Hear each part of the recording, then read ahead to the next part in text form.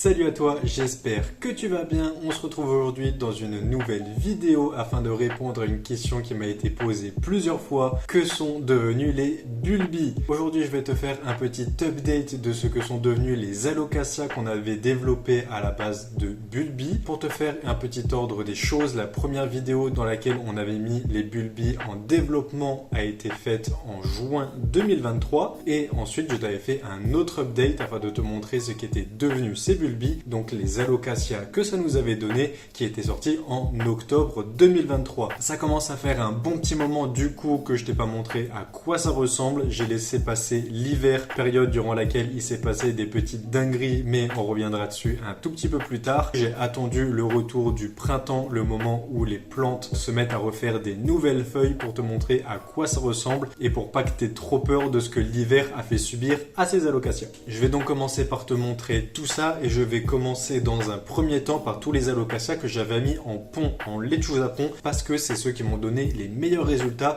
et qui ont le moins subi l'hiver, j'aurais envie de dire. J'ai déjà dans un premier temps ces deux Yucatan Princess. Elles sont en pont dans des gobelets et d'ailleurs comme il recommence à faire un petit peu plus chaud, comme c'est en train de faire des nouvelles feuilles également, ça boit énormément et donc là ça fait à peine quelques jours que j'avais remis de l'eau et il faut déjà que je remette. C'est extrêmement sec et comme tu peux le voir, les tiges penchent énormément, soit parce que ça a soif, soit peut-être à cause de l'emplacement. Elles sont quasiment collées à ma fenêtre et du coup elles ont tendance à se pencher pour aller chercher un petit peu la lumière, ou alors une autre raison, c'est des feuilles qui commencent à être en fin de vie et qui donc vont pas tarder à jaunir et donc il va falloir que je coupe. Mais pas de panique là-dessus parce que comme tu peux le voir juste ici, c'est une nouvelle feuille qui part et ici une nouvelle également, donc c'est pas si grave si jamais ces feuilles-ci je viens à devoir les couper. Ensuite, en lechuza pont également, j'ai ici un petit Black Velvet. Comme tu peux le constater, il n'est pas forcément dans le meilleur des états. Cette petite feuille-ci, ça va encore. Celle-ci, elle est toute neuve. Elle a une tige relativement petite, comme elle était directement exposée à la lumière. Ici,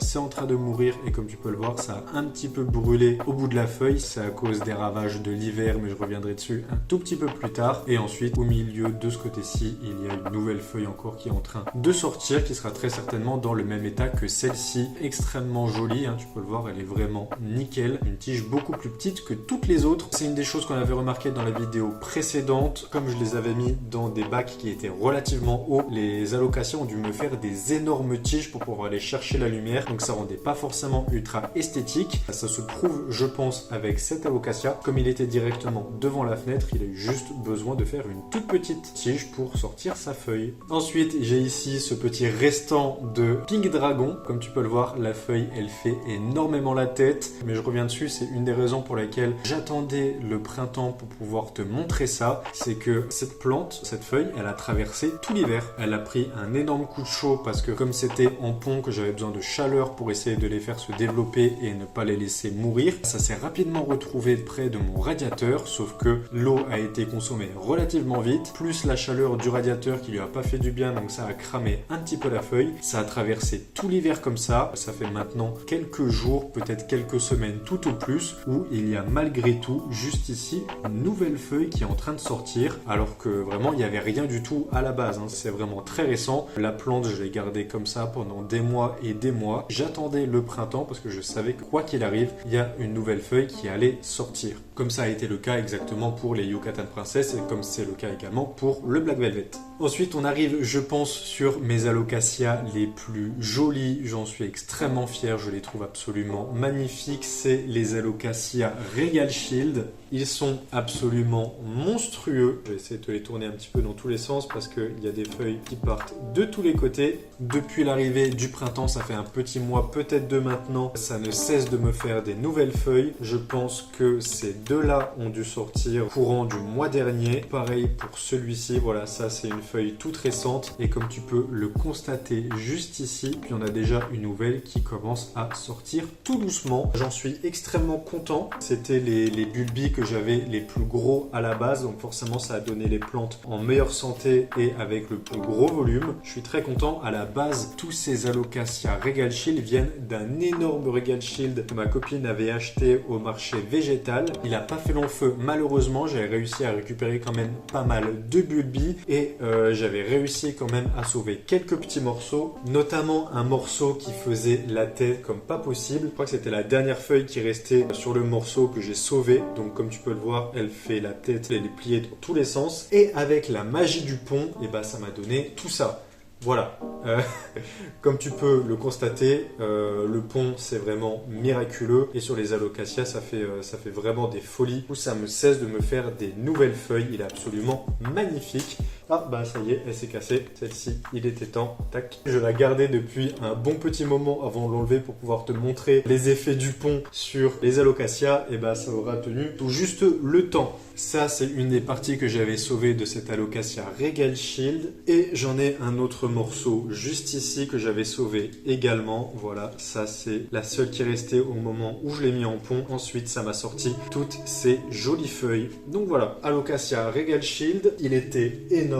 J'ai sauvé ce que je pouvais, j'ai récupéré les bulbis, ça m'a fait des énormes alocasia comme cela, donc j'en suis extrêmement ravi. C'est une plante qui a été rentabilisée, même si au final j'ai perdu la grosse plante mère, je m'en ressors avec 4 très jolies plantes. Donc ça c'était pour les alocasia que j'ai en pont. Je sais pas si tu te souviens, on en avait mis une partie en lechuza pont et une autre partie qu'on avait mis en aracée intermédiaire. Ici c'est la boîte avec les alocasia Yucatan Princess qui sont en aracée intermédiaire. Comme tu peux le constater, ça n'a pas énormément bougé. Ça a perdu pas mal de feuilles par contre durant l'hiver. Forcément c'est des alocasia, ça n'a pas fait énormément de nouvelles feuilles pendant l'hiver, mais ça en a perdu pas mal en revanche. Également, comme tu peux le constater, le radiateur a fait des ravages là-dessus également. Exactement tout comme les alocasia qui sont dans le lechuza pont. J'attendais le printemps parce que même si j'avais perdu pas mal de feuilles, et bah ça commence à refaire des nouvelles pousses à partir de pas grand chose. Je répète encore et encore, je ne cesserai de le dire. C'est pas parce que ta plante elle fait la tête durant l'hiver, surtout pour les alocasia, que ça ne repartira pas, que ça ne te redonnera rien au printemps. Il suffit d'attendre un petit peu. Ici tout pareil, hein, c'est celui qui est cramé, et bah ça commence à faire déjà une nouvelle feuille.